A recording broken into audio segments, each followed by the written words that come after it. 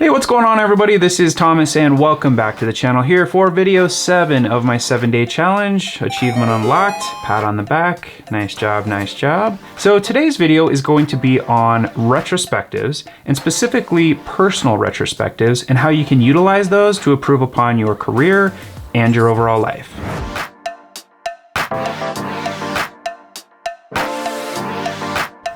Okay, so we all know what a retrospective is, right? But do you know what a retrospective is? Maybe not. Let's take a look. Good old Wikipedia here. We see that a retrospective, from the Latin word retrospectare, I guess, look back. Generally, it's a look back at events that took place or works that were produced in the past. As a noun, retrospective has specific meanings in medicine, software development, specifically for us, popular culture, and the arts, also specifically for us. It is applied as an adjective, synonymous with the term retroactive to laws, standards, and awards.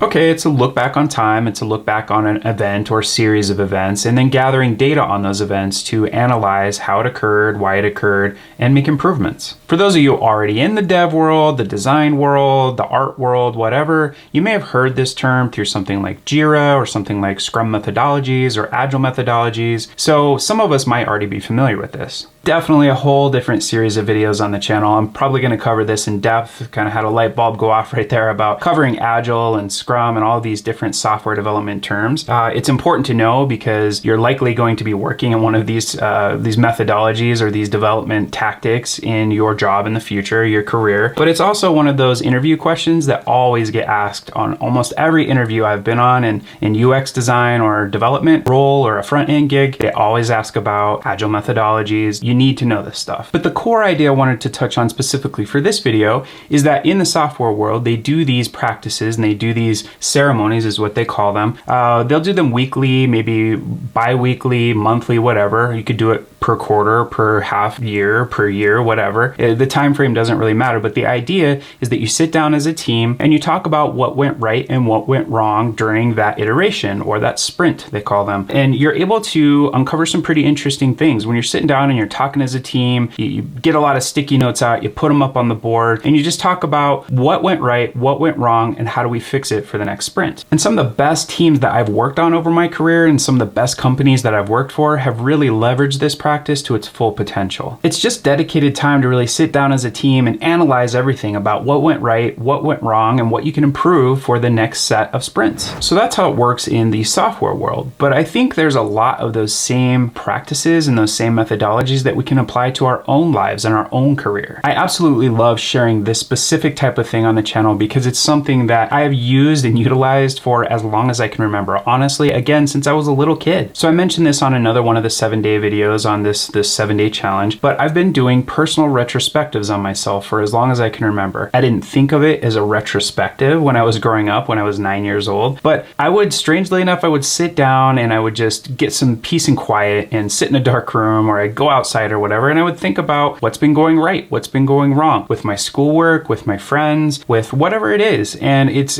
interesting if you actually give yourself the time to sit down and think through things and really give yourself time to analyze what's been going right, what's been going wrong. So probably a more common application of this that we're all familiar with is a New Year's resolution. New Year's resolutions are a time when everyone sit down, they think about what went right in the last year, what they want to improve for the next year. Maybe you want to lose a little weight, maybe you want to spend more time with your family, maybe you want to learn how to paint or play guitar. Whatever it is, you're looking back on your life from a previous event and you're planning for the next, you're sprint planning for the next year. And what's super cool about this is it applies to anyone. It can apply to not just designers, developers, and creatives. It can apply to you. Doesn't matter what you do. You just need to sit down, time box some time for yourself. And it's kind of weird to sit down and just think, but I do it a lot, and I've done some of my best discovery and designing with this technique. But you sit down and you think about what's happened over the last weeks or months or years even. You can really apply this to any time frame, and you figure out, how can I fix it? How can I improve upon it? How can I slowly build a strategy to make things better? And what's cool is this is a very flexible tool for your toolbox. You can apply it to things like work, but you can also apply it to things like art. How is your progress coming along on your guitar learning? Why are you failing? Are you not holding your fingers correctly or whatever? You can also apply it to relationships. Sit down and think about how things are going with your significant other. Are things going well? Can you improve upon things? Are there little adjustments that you can make to make your lives both better? Really, it doesn't matter who you are, what you do, what career you're in. You can use this tool to slowly improve upon your life, build strategies to improve your life and the things that you're doing day to day. And this builds this foundation, this rock solid foundation of something that you can continue to improve upon and build upon. And eventually it just gets better and better and better. All right, I hope you got some value out of today's video.